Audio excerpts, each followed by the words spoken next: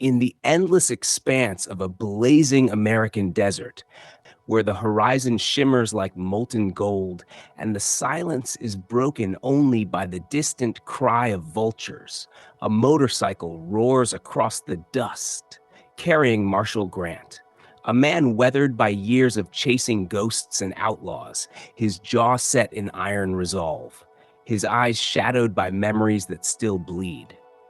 The narrator whispers that legends don't rise in peace. They are born in storms, and this storm carries the name Ryder Kane, a scar-faced outlaw whose cruelty turned border towns into graveyards, whose laughter once echoed through burning homes as he left widows clutching ashes.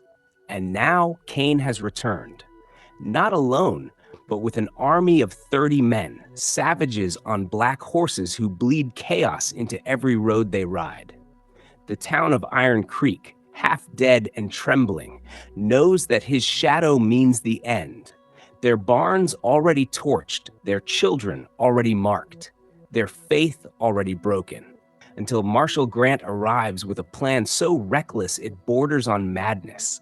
For he seeks out two men who don't wear halos but scars. Two outlaws themselves, bound by chains of their own sins. Jack Dalton, a towering brawler with fists like hammers and a wit as sharp as his broken smile. And Ethan Cross, a lean gunslinger with a stare cold enough to freeze fire and revolvers that speak faster than words. And when Grant finds them in a border tavern reeking of whiskey and gunpowder, he doesn't threaten them, he tempts them. With freedom, with redemption, with a chance to rewrite their story in blood and fire. And though they laugh at first, cynicism dripping from their words, something inside them, maybe guilt, maybe hunger for meaning, draws them to say yes. And so three broken men ride into Iron Creek, greeted not with cheers, but suspicion. For the townsfolk see thieves and killers, not saviors. Yet what the town doesn't understand is that sometimes darkness is the only thing that can fight deeper darkness. What follows is a montage of grit and awakening. Jack teaching farmers how to wield pitchforks like spears. Ethan showing boys how to shoot bottles off fences with trembling hands that slowly grow steady.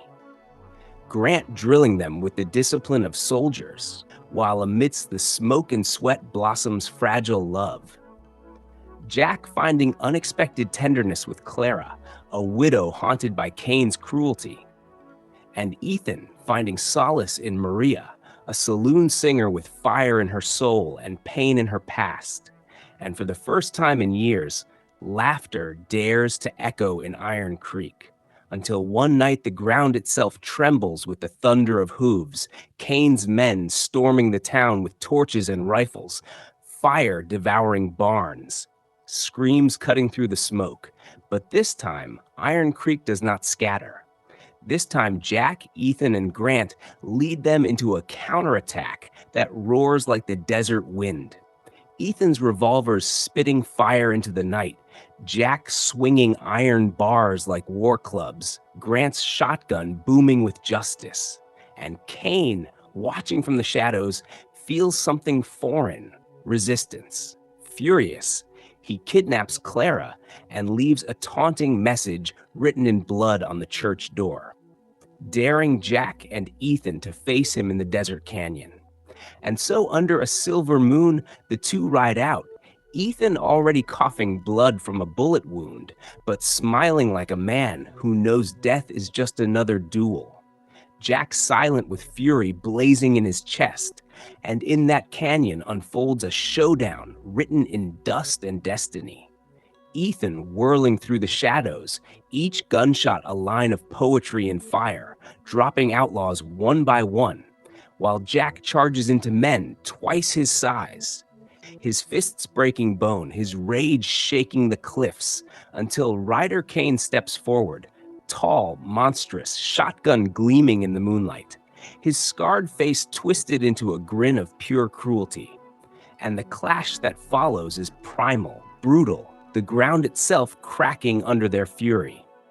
Jack slammed against rocks, Ethan bleeding out yet still firing, Kane laughing as if victory were inevitable, until Marshal Grant, thought dead from the ambush, staggers in like a ghost, his body broken but his spirit unyielding. And with one last breath, one last bullet, he fires into Kane's chest, a shot that carries not just lead but the weight of justice long denied, and Kane falls, his empire collapsing into dust. Dawn breaks with crimson skies over Iron Creek, the town gathering in silence around its heroes. Ethan dying in Maria's arms, whispering with a faint smile that he finally found peace. Jack clutching Clara as if holding life itself. Marshal Grant saluting with trembling pride, and the narrator closes with words etched into eternity. In every age, in every land, tyrants rise and believe their fear will live forever.